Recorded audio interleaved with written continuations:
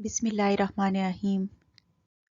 Society, technology and science में हम discuss करेंगे antiseptics, disinfectants and anaesthetics. Surgery एक बहुत पेनफुल प्रोसेस है जिसमें इन्फेक्शन का बहुत ख़तरा होता है।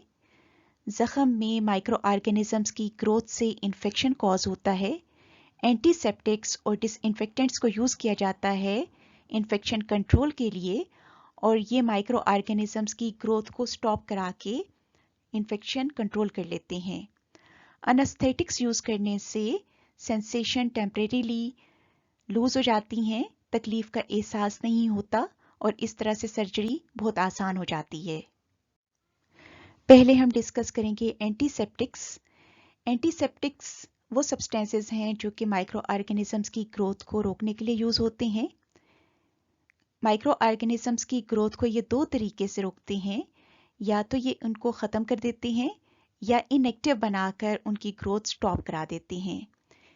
ये एंटीबायोटिक्स से डिफरेंट होते हैं क्योंकि एंटीबायोटिक्स लिविंग ऑर्गेनिजम्स के अंदर माइक्रो ऑर्गेनिजम्स की ग्रोथ को स्टॉप कराती हैं। ये टॉपिकल एजेंट्स होते हैं जिन्हें आप जख्मों के ऊपर लगाते हैं या स्किन पर लगा लेते हैं, और ये स्किन और म्यूकस मेम्ब्रेन पर यूज़ किए जाते हैं। एंटीसेप्टिक्स को हम यूज़ कर सकते हैं स्किन की क्लिनजिंग के लिए, जख्मों को धोने के लिए, सर्जरी के लिए और रूटीन डिसइंफेक्शन के लिए। कौन कौन से सब्सटेंसेस एंटीसेप्टिक्स के तौर पे यूज़ हो सकते हैं? अल्कोहल्स, फिनोलिक कंपाउंड्स यानी कि हेलोजिनेटेड फिनोल्स और सैलिसिलिक एसिड कुछ एग्जांपल्स हैं एंटीसेप्टिक्स की। अब हम डिस्कस करेंगे डिसइंफेक्टेंट्स को। डिसइंफेक्टेंट्स को भी माइक्रो ऑर्गेनिजम्स की ग्रोथ कंट्रोल करने के लिए यूज़ किया जाता है। हम इन्हें हेल्थ केयर, फूड और फार्मास्यूटिकल सेक्टर्स में यूज़ करते हैं ताकि माइक्रो ऑर्गेनिजम्स की ग्रोथ को कंट्रोल करके फूड और मेडिसिन की स्पॉयलेज और डिजीजेस को कंट्रोल किया जा सके। डिसइंफेक्टेंट्स माइक्रो ऑर्गेनिजम्स के इंपॉर्टेंट सेलुलर स्ट्रक्चर्स को डिसरप्ट करते हैं और इस तरह से उन्हें ख़त्म कर देते हैं। अल्कोहल्स और फिनोलिक कंपाउंड्स डिसइंफेक्टेंट्स के एग्जांपल्स हैं। लास्ट में हम डिस्कस करेंगे एनेस्थेटिक्स को। इन ड्रग्स को यूज़ करते हुए एनेस्थीसिया कॉज किया जाता है। एनेस्थीसिया वो स्टेट है जिसमें सेंसेशन या अवेयरनेस लूज कर दी जाती है और इस तरह से सर्जिकल प्रोसेसेस आसान हो जाते हैं। ये दो तरह के होते हैं।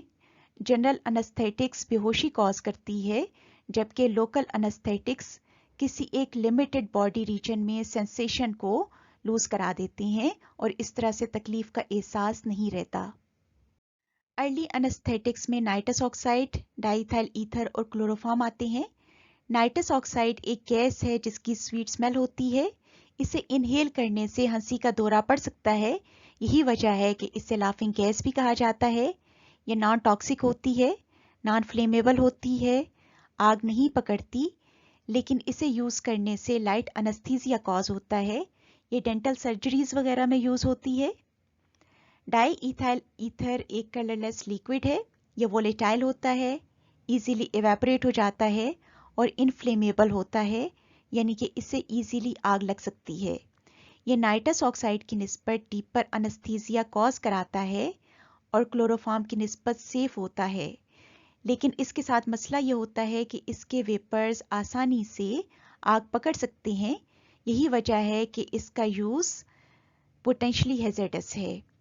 क्लोरोफॉर्म डीप एनेस्थीसिया कॉज कराता है और नॉन फ्लेमेबल होता है, लेकिन ये टॉक्सिक होता है और इसकी वजह से लिवर डैमेज कॉज हो सकता है।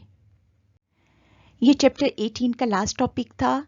इस चैप्टर को बहुत अच्छे तरीके से पढ़िएगा। Good luck.